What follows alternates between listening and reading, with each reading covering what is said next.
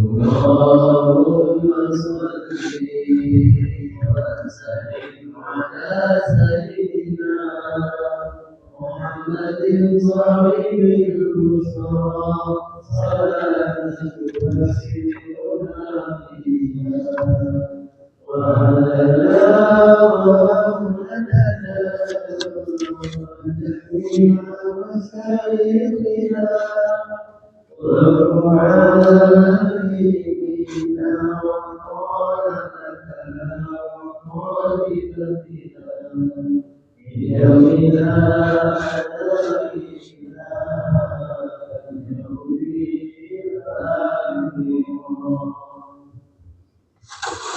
Bismillahirrahmanirrahim. Assalamualaikum warahmatullahi wabarakatuh.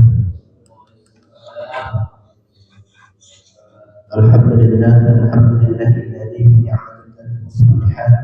Allahumma shalli ala sayyidina Muhammad wa ala sayyidina Muhammad kama shallaita ala sayyidina Ibrahim wa ala sayyidina Ibrahim fil alamin innaka Hamidum Majid. Allahumma inna na'udzu bika min 'ilmin la yanfa'u wa min qalbin la yakhsha' min nafsin la tashba' wa min da'watin la yastajibu laha. Rabbi zidni 'ilman warzuqni fahman birahmatika ya arhamar rahimin. Allahumma la sahla illa ma ja'altahu sahlan wa anta taj'alul hazna idza syi'ta sahlan. Amin ya Allah ya rabbal alamin. Alhamdulillah, bersyukur kehadirat Allah Subhanahu wa taala kita masih bisa diberikan nikmat iman, nikmat Islam, nikmat bisa bermuajahat dan bermujalasah di majelis ilmu. Yang mudah-mudahan dengan ini semua Allah catatkan kita sebagai hamba-Nya yang layak masuk ke surga-Nya. Amin ya Allah ya rabbal alamin. Baik, melanjutkan bahasan kita terkait dengan Ar-Rasul Al-Mu'allim dari kitab yang dikarang oleh Syekh Abdul Fattah Al-Quddah terkait dengan bagaimana cara pengajaran Rasulullah SAW terhadap umatnya, terhadap para sahabatnya, terhadap para keturunannya. Kemarin kita belajar terkait dengan bagaimana larangan Rasulullah terhadap 4 hal. Larangan Rasulullah terhadap 4 hal. Sebagaimana ini doa yang harus kita lazimkan, harus kita sering melantunkan pada saat kita akan mempelajari sesuatu. Apa doanya?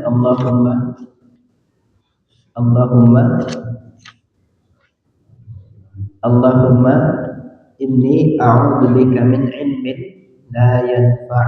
Ya Allah, aku berlindung dari ilmu yang tidak bermanfaat. Wa min qalbi la yakhsha', dari hati yang tidak pernah khusyuk. Wa min nafsi la tashba', dari jiwa yang tidak pernah puas. Dan dari wa min da'wati la yustajabu laha, dari doa-doa yang kemudian tidak terkabul. Ya, ini 4 larangan Rasulullah yang kemarin sempat kita bahas. Nah, kita masuk ke hadis yang kedua, ya, tentang bagaimana cara Rasulullah SAW itu mengajar. Mengajarnya nanti Rasulullah itu mengajar dengan 2 cara. Yang pertama dengan lisan. Yang kedua Rasulullah mengajar dengan perbuatan. Ya. Jadi Rasulullah mengajar dengan berapa cara, Pak? Dengan berapa cara? 2 cara. Satu dengan lisan, yang kedua dengan perbuatan. Nah, dengan lisan supaya didengar. Ustaz, kenapa nggak pakai tulisan? Karena Rasulullah itu ummi. Yang karena Rasulullah ummi ini nggak bisa nulis, nggak bisa baca, maka diterima semua apa yang disampaikan oleh beliau. Karena kalau beliau bisa baca, beliau bisa menulis, khawatir ketika beliau menyampaikan sesuatu dianggapnya itu hasil olahan dari bacaan beliau yang sudah pernah beliau baca. Ya, artinya ketika melihat seperti ini ternyata menjadi keberkahan tersendiri ketika beliau itu tidak bisa membaca. Sehingga ketika beliau menyampaikan sesuatu, perkataan atau perbuatan yang dilakukan, orang itu lebih mudah untuk mempercayai bahwa ini tidak datang dari manusia, tapi datangnya dari wahyu yang diturunkan oleh Allah melalui malaikat Jibril. Dan ini menjadi salah satu tanda kenabian dari Rasulullah SAW. Beliau ini ummi, yaitu orang yang dia polos, tidak bisa baca, tidak bisa juga menulis. Ya, jadi tidak, tapi bukan berarti beliau ini nggak cerdas, beliau itu sangat cerdas, ya sangat cerdas. Nah, beliau ini punya kedudukan akhlak yang luhur dan luar biasa. Tadi kan Rasulullah mengajar dengan cara lisan, kemudian perbuatan. Nah, ketika beliau berkata sesuatu itu, bagaimana cara beliau menyampaikan, bagaimana cara beliau kemudian memberikan makna ke dalam perkataan itu sehingga orang yang mendengarkan itu menjadi lebih tenang ketika diperintah. Contoh misalkan kayak begini, ketika kita minta anak kita makan, kamu cepat makan sekarang. Perintah satu kayak begitu. Perintah yang kedua, misalkan kita memerintahkannya begini, makanlah kamu seperti ibu kamu yang menyuapi kamu. Jadi makan dengan perlahan maksudnya. Tapi ada kedalaman makna, ada kedalaman kata di kalimat yang kedua dibandingkan kalimat pertama yang cuma sekedar perintahnya. Ini tuh sebetulnya menjadi sebuah seni dalam mengajarkan atau berkomunikasi dengan orang yang kita perintahkan. Ada kalimat-kalimat yang memberikan pemahaman sesuai dengan yang diperintahkan. Makanya anak-anak itu akan lebih mudah menyerap akan lebih mudah simpatinya, empatinya, lebih tersentuh pada saat kita menggunakan pola komunikasi yang demikian. Contoh nanti ini kita akan bahas di sini ya. Allah Ta'ala juga berfirman, laqad ja'akum rasulun min anfusikum azizun 'alaihi ma 'anittum harisun 'alaikum bil mu'minina raufur rahim. Sungguh telah datang kepada kalian seorang rasul dari kaum kalian sendiri. Berat terasa olehnya penderitaan kalian. Artinya Rasulullah itu benar-benar merasakan betul umatnya ini kalau misalkan tidak disampaikan ilmunya dari beliau, khawatir kesusahan nanti ke depannya. Beliau paling nggak mau umatnya ini susah. Kalau bisa dipermudah, dipermudah. Ya, ini pokok utamanya adalah beliau tidak ingin menyulitkan umatnya, karena Allah sendiri itu memudahkan. Ya, sampai kemudian dikatakan dalam sebuah riwayat yang lain, ya, bu'ittu bil hanifiyyati samhah. Aku diutus dengan agama yang lurus lagi toleran. Ya. Jadi Rasulullah itu nggak langsung ngejudge atau menghakimi orang berbuat seperti ini ternyata dia akan melakukan itu. Nah, artinya apa? Rasulullah itu nggak menghukumi orang berdasarkan dari perilaku dosa yang dilakukan. Karena dosa yang dilakukannya selama dia masih hidup masih mungkin sekali Allah memberikan hidayah untuk dia taubat kemudian dikasih ampunan. Makanya orang-orang ini sebetulnya di dalam Al-Quran pernah kena teguran, ya, alladzina kaba'irul itsmi wal fawahisha illa al-lamam inna rabbaka wasi'ul maghfirah. Surat An-Najm ayat 32. Ada orang-orang yang dia ngindarin dosa-dosa besar, kemudian menghindari perbuatan keji, kecuali dosa-dosa yang kecil. Illal lamam ini ulama sepakat, lamam ini adalah dosa-dosa kecil. Contoh gini, Pak. Ketika kita menganggap bahwa yang paling haram itu dari makanan apa? Makan babi. Jadi kita menganggap bahwa selama tidak makan babi, semua makanan halal. Pokoknya puncaknya makan babi aja. Kalau udah makan babi ini, lu haram lu. Bahkan orang yang nggak paham agama pun ketika dia ngaku muslim disuruh makan babi nggak mau. Tapi uniknya dia masih mau makan harta yang didapat dengan cara mencuri, dengan cara korupsi misalkan. Masih mau makan nggak dia? Masih mau makan, dia nggak hati-hati karena dianggapnya itu selama saya nggak makan babi itu bukan dosa besar, ini hanya dosa kecil. Jadi nganggap sepele dosa kecil. Ini yang ingin saya terangkan. Jadi nganggap sepele dosa kecil. Ada orang-orang ini dosa. Ini di surat An-Najm ya. Yang tadi alladzina kaba'irul itsmi wal fawahisha illa al-lamam ayat 32. Dosa itu kan ada yang besar, ada yang kecil ya. Kalau tadi makan makanan babi itu kan dosa besar banget. Tapi dia menjaga dari makan babi, tapi nggak menjaga dirinya dari makan makanan yang didapat dari cara yang haram. Korupsi misalnya, dianggapnya korupsi ini kecil. Saya kan udah berusaha. Jadi dia merasa bahwa dia tuh punya hak di situ, padahal nggak ada hak. Karena merasa saya udah keluar keringat nih, saya kan yang bikin kebijakannya dan yang lain-lain. Makanya ada orang-orang yang menghindari dosa besar dan perbuatan kecil, tapi nggak menghindari dosa-dosa kecil. Makanya nanti dari dosa besar ini, yang paling banyak orang ketika sudah melakukan dosa besar akan muncul taubat, kemudian ada ampunan Allah, maghfirah. Makanya di ayat itu disebutkannya inna rabbaka wasi'ul maghfirah, kemudian Allah memberikan dia ampunan. Ampunan ini nih yang dosa besar. Tapi yang dosa kecil itu nggak berasa, Pak. Yang dosa kecil ini nggak berasa dia. Makanya susah sekali untuk tobat. Karena dia nggak merasa susah. Bahkan di Quran surah Al-Baqarah ayat 10 itu diterangkan fi qulubihim marad fazadahumullahu marada. Allah kemudian ada penyakit dalam hatinya, kemudian Allah tambahkan penyakitnya. Ditambahin penyakitnya supaya apa? Supaya dia sadar kalau dia ini sudah terlalu jauh melakukan dosa-dosa kecil. Makanya kata Imam Al-Ghazali, nggak ada dosa kecil itu kecuali kamu lakukannya tiap hari, rutin tiap hari. Tidak ada dosa besar kecuali kamu iringi dengan taubat dan istighfar. Makanya ini penting, dosa-dosa kecil ini kadang nggak kita sadari. Kita poinnya adalah dosa besar. Selama saya nggak minum khamar, selama saya tidak makan babi, aman.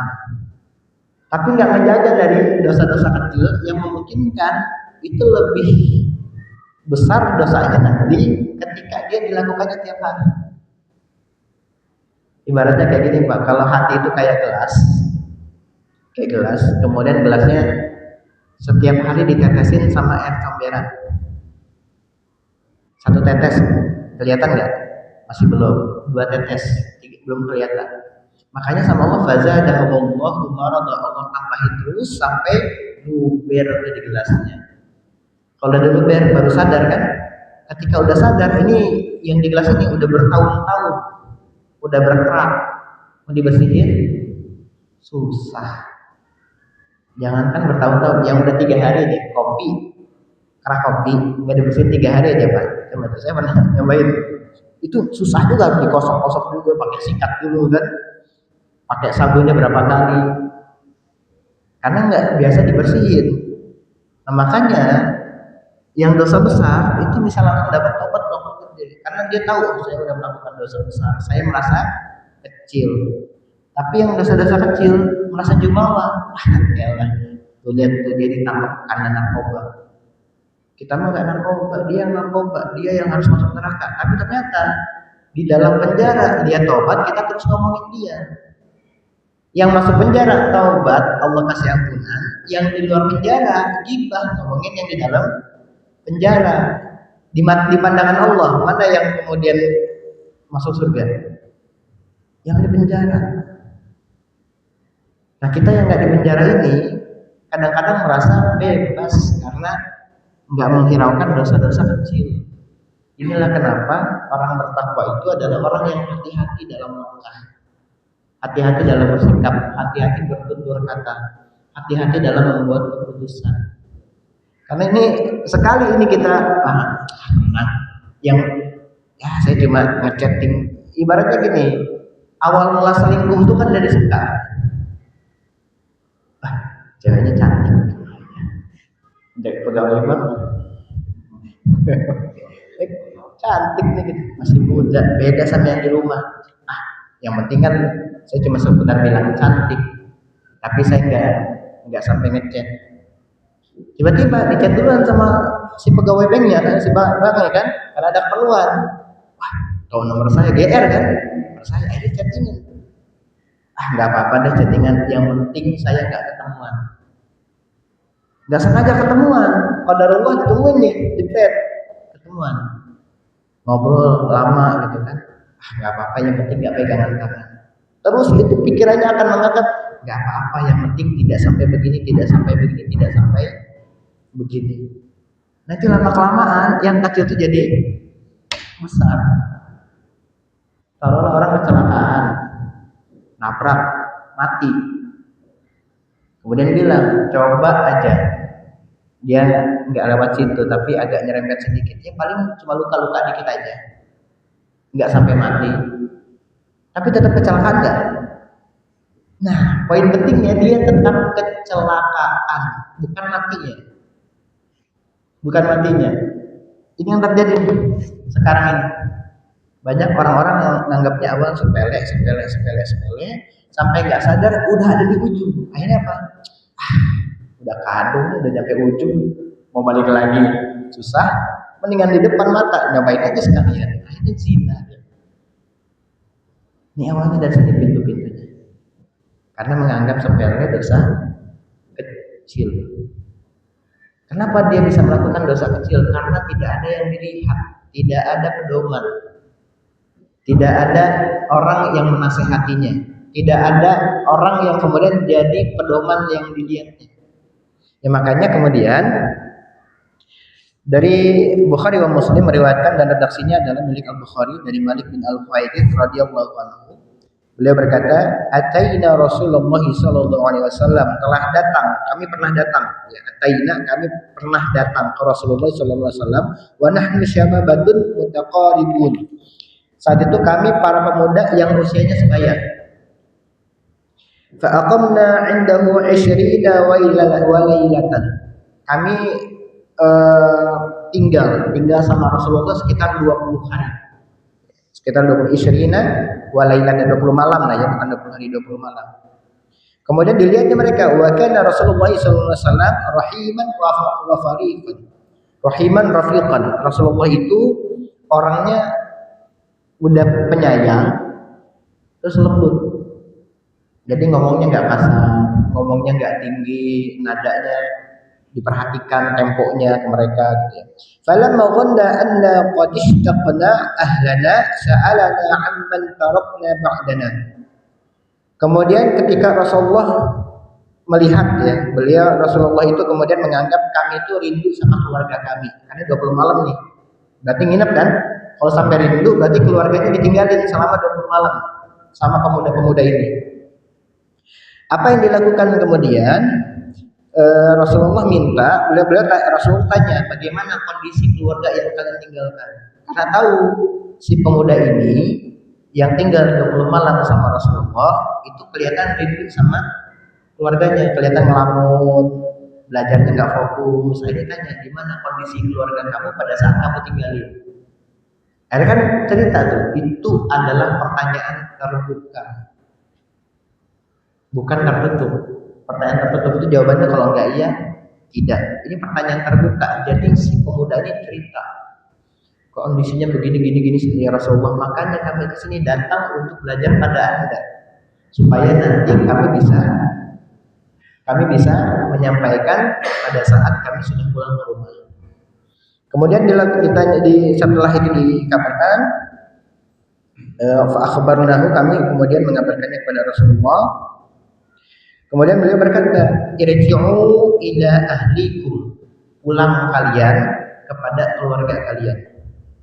Fa'aqimu fihim wa'allimuhum wa muruhum. Maka kemudian Rasulullah bilang, tinggallah sama keluarga kalian. Jadi jangan kemana-mana dulu, tinggal dulu ke keluarga kalian. Kemudian beliau bilang wa'allimuhum, dan ajarkan mereka, wa muruhum, dan perintahkanlah mereka. Jadi diajarkan sesuai dengan apa yang mereka lihat kepada Nabi. Wa muruhum, perintahkan mereka, wa shallu kama ra'aitumuni usolli, dan sholatlah kalian sebagaimana kalian lihat aku sholat. Ada kata ra'aitum, ra'ayin itu adalah melihat. Ya, itu kan fi'il madhi, kalau dalam nahwu itu fi'il madhi. Fi'il yang menyatakan ini adalah kata kerja masa lampau, berarti sudah terjadi. Sehingga si pemuda ini itu melihat Rasulullah mulai dari awal sampai akhir sholat. Berarti Rasulullah sudah selesai atau sedang sholat? Sudah selesai sholat. Artinya sudah bisa tadi barusan, bisa lagi kemarin, bisa lagi berhari-hari sebelumnya. Ya, jadi mereka tuh Rasulullah minta Usallu kama ra'aitumuni usalli wa sallu kama ra'aitumuni usalli. Salatlah kalian sebagaimana kalian aku sebagaimana kalian melihat aku salat. Fa idza hadratis salatu falyadzin lakum ahadukum. Apabila telah datang waktu salat, maka salah satu di antara kalian suruh azan. Wal ya'ummakum akbarukum. Dan hendaklah yang jadi imam adalah yang paling tua di antara kalian. Jadi di sini yang paling tua adalah Hamzah. Ya. Berarti yang pertama apa? Yang pertama jadi imam adalah yang paling tua di antara kalian. Karena kenapa? Kalau dilihat dari kualitas keilmuan, mereka 20 hari sama-sama Rasulullah ya. Jadi dianggapnya mereka menerima ilmu yang sama. Jadi kalau kualitas keilmuannya sama. Tapi kalau misalkan semua usianya sama, maka dilihat apa? Kualitas keilmuan dulu. Contoh, yang sering hadir ngaji siapa di sini? Nah, berarti beliau duluan nih. Meskipun ada yang lebih tua. Meskipun ada yang lebih tua, ya, meskipun ada yang lebih tua. Jadi kualitas yang pertama ilmu dulu, orang yang berilmu dulu, orang yang hafalannya paling banyak dulu, orang yang bacaannya paling bagus dulu, orang yang sering hadir dalam majelis ilmu dulu, itu yang didahulukan. Baru nanti lihat orang ini nggak ada, baru lihat usia, mana nih yang usianya lebih tua. Nah ini berdasarkan dari sini ya. Jadi Rasulullah memerintahkan yang jadi imam itu adalah yang paling tua di antara kalian. Ya, dengan anggapan kenapa harus yang paling tua? Karena dianggapnya ilmunya semuanya setara. Karena selama 20 malam itu sama-sama dengan Rasulullah SAW. Anak-anak ini, pemuda-pemuda ini, bapaknya itu sebetulnya siapa? Orang yang nggak paham agama? Bukan. Yang datang pemuda-pemuda ini adalah anak-anak dari para sahabatnya Nabi. Tapi orang tuanya tetap memerintahkan mereka untuk belajar kepada orang yang lebih memahami itu. Langsung dikasih sumbernya. Langsung datang dia belajar sama Nabi. Bagaimana cara sholat yang benar, wudhu yang benar, kemudian jadi imam yang benar, jadi makmum yang benar. Jadi langsung diajarkan sama Nabi. 20 malam. Kemudian dilihat pengen pulang nih gitu. Baru sebulan kurang kan. Kasihan nih, tapi nggak nahan-nahan. Karena merasa mereka sudah cukup, kayaknya mereka ingin belajar sholat doang. Akhirnya udah, kalian sudah belajar sholat dari saya, sudah melihat saya bagaimana saya melakukan itu semua, maka silakan kalian pulang ke rumah, tinggal sama keluarga kalian, ajarin mereka, perintahkan mereka, suruh mereka sholat sebagaimana kalian melihat aku sholat. Nah, artinya apa? Ada dua hal yang dilakukan Nabi di situ. Satu, perintah secara lisan untuk mereka pulang. Irji'u, ya pulang kalian semua. Ya. Pulang rumah tinggal sama keluarga. Yang kedua apa? Ada diminta ro'aitumuni. Berarti harus melihat. Ini yang jarang dipahami sama anak-anak yang belajar sekarang. Ketika mereka belajar SD, SMP, yang mereka lihat itu cuma tulisan gurunya. Padahal yang lebih penting adalah bagaimana cara gurunya nulis, cara gurunya menerangkan, cara gurunya mengambil keputusan. Itu yang harus dilihat, bukan yang ditulis di papan tulis. Tapi yang dilihat adalah bagaimana cara gurunya menulis. Nah ini penting. Artinya apa? Sekarang akhirnya apa? Kita dapat jeleknya. Guru sekarang ini hanya menyampaikan ilmu aja, dan yang dilihat anak-anak hanya apa yang ditulis aja. Yang diinginkan anak-anak orang tua apa? Hanya nilai yang ada di kertas rapat aja. Akhirnya apa? Ketika anaknya berubah jadi nggak benar segala macam gitu, karena anaknya cuma penting nilai, tidak melihat bagaimana cara gurunya mengajar, bagaimana cara gurunya kemudian mencontohkan. Nah ini penting. Kalau misalkan kita tahu pengajaran Rasulullah itu dari cara bicara, kemudian dengan mencontohkan dari teladan, maka itu yang kita terapkan ke keluarga kita. Jadi akan susah nanti kita minta anak kita sholat ke masjid, Tapi kitanya justru nonton TV di rumah. Dek, ke masjid dek. Anaknya ke masjid berbeda. Bapaknya di rumah. Nanti ini sampai besar, itu yang diingat itu adalah kalau saya ke masjid, bapak itu saya di rumah, nggak sholat ke masjid. Bapak saya tidak pernah sholat ke masjid. Itu yang diingat anak. Jadi ingatan anak itu punya memori nanti kerekam di kepalanya. Bapak saya dulu adalah orang yang seperti ini. Karena yang diingat cuma ingatan doang, nggak dibaca tuh tulisan mereka pasti nggak dibaca. Yang diingat adalah pengalaman mereka pada saat bersama dengan kita. Cara kita ngomong ke mereka, cara kita ngasih paham ke mereka, cara kita ngasih contoh ke mereka, semuanya direkam. Makanya guru terbaik adalah pengalaman, karena pengalaman itu nanti kita melihat kita dulu diajarinya gini sama si ini. Jadi setiap orang yang memberikan kebaikan pada kita itu bisa kita contoh. Wah ini dia mah tukang niru, ya memang harus ditiru, itu contohnya begini. Rasulullah minta dirinya ditiru, di copy. Sholatnya sebagaimana kalian sholat, jangan sampai akhir ini jangan sampai kemudian sholatnya mereka itu berbeda dengan sholatnya Rasulullah Shallallahu Alaihi Wasallam. Mereka improvisasi, khawatir Allahu Akbar. Ada nggak yang gitu? Ada pak. Saya udah cerita ya, yang Ramadan itu ada yang sholat takbir Allahu Akbar. Sholatnya ngobrol. Kenapa? Karena mereka nggak melihat.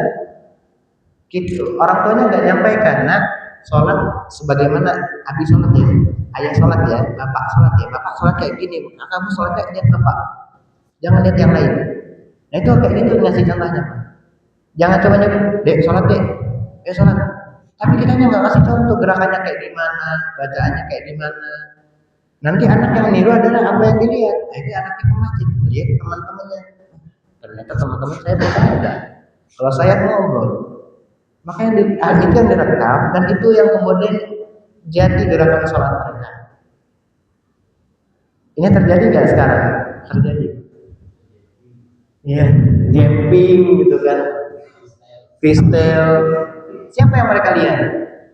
Di gadget, di video-video. Harusnya orang tuanya datang ke masjid. Nah, kalau sholat ikutin kata ayah ya, kamu diem di sini, lihat aja gimana ayah sholat. Sehingga nanti ketika dia gerakan sholatnya aneh-aneh, kita tinggal bisa tanya, nah, kamu gerakan aneh-aneh itu ngeliat siapa? Kan tadi perintahnya lihat bagaimana bapak sholat. Bapak sholat kayak gimana? Diem nggak? Diem. Ngobrol nggak? Enggak. Terus kenapa ngobrol? Nah itu kan bisa kita kasih penjelasan lagi. Sehingga ketika udah salah anak itu dia nggak akan melakukan lagi. Ini yang terjadi, pengajaran yang salah itu adalah ketika hanya sekedar perintah aja, tapi kemudian tidak. Ini tahapannya Rasulullah Pak. Disuruh tinggal sama keluarganya, suruh pulang tinggal sama keluarga kalian, ajarin keluarga kalian, perintahkan keluarga kalian, perintahkannya ngapain? Sholat sebagaimana kalian melihat aku sholat. Dengan cara seperti inilah kemudian cara tata cara sholat itu musalsal sampai sekarang. Sampai kita tahu gerakan sholat itu kayak gimana. Bahkan sampai ada yang meneliti, ternyata gerakan sholat ini nanti bisa membuka ini, bisa membuka itu, bisa bikin sehat segala macam. Sholat itu bukan bikin sehat Pak. Sholat itu perintah.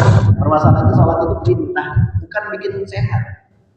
Karena kalau sekali kita menganggap bahwa sholat itu bikin sehat, sekalinya kita sholat terus kemudian nggak sehat, yang disalahin apa?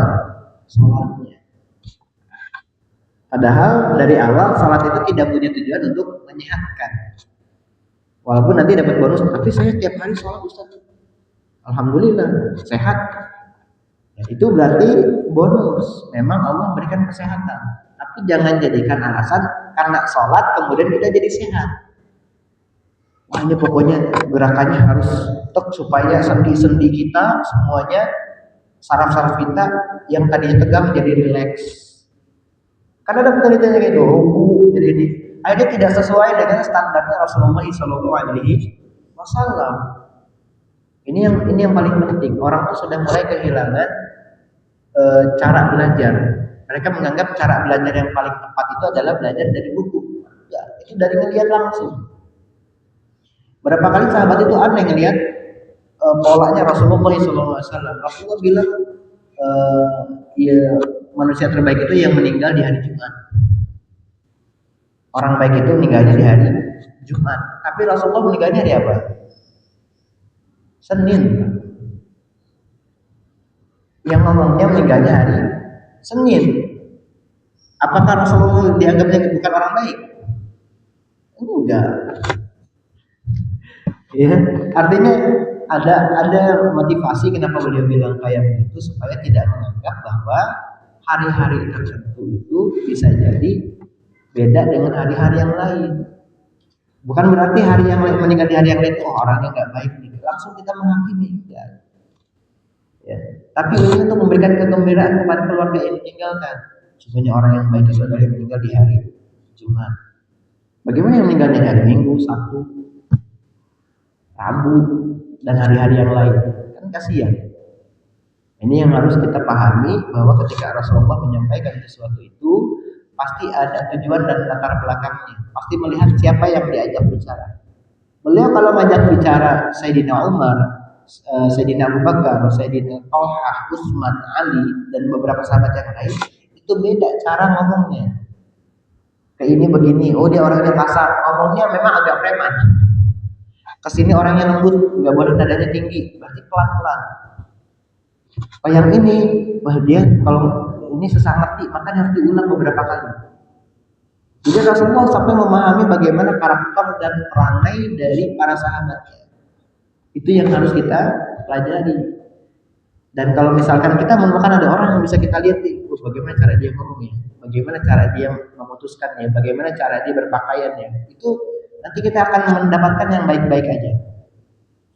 Ya. Di zaman sekarang, karena makin susah zaman sekarang itu mencari orang yang bisa ditiru. Kalau dulu kan enak, ada Rasulullahnya masih ada, ya udah tinggal di Rasulullah aja. Makanya para sahabat itu nggak pernah berhenti mengikuti kemana Rasulullah pergi.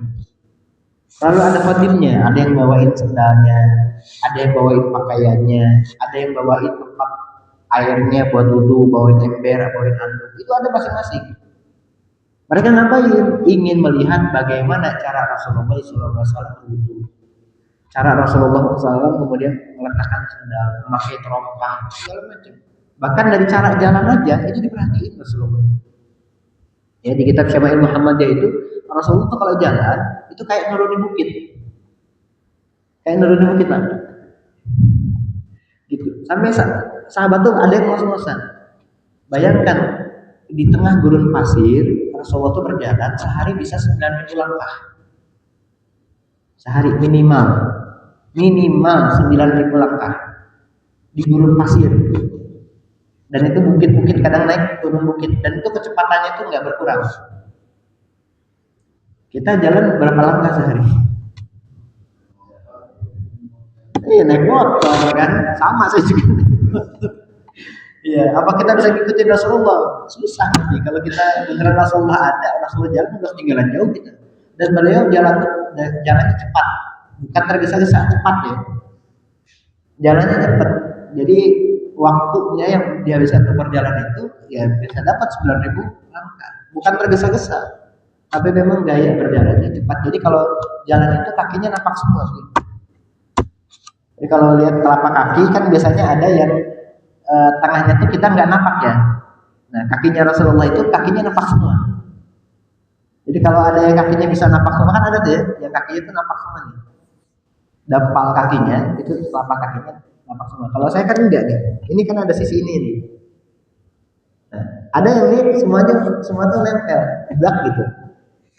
Ada nggak? Periksa sama kakinya masing-masing.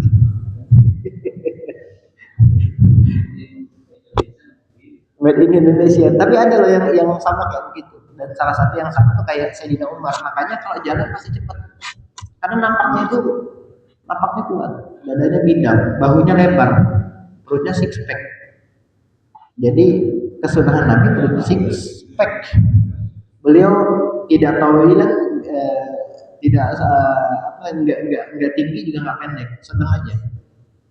Sedang aja, enggak pendek, enggak tinggi. Kalau tinggi banget kayak Umar enggak, badannya kurus banget kayak Abu Bakar enggak, pendek banget kayak Sayyidina Ali enggak. Jadi tengah-tengah. Pas, posturnya pas.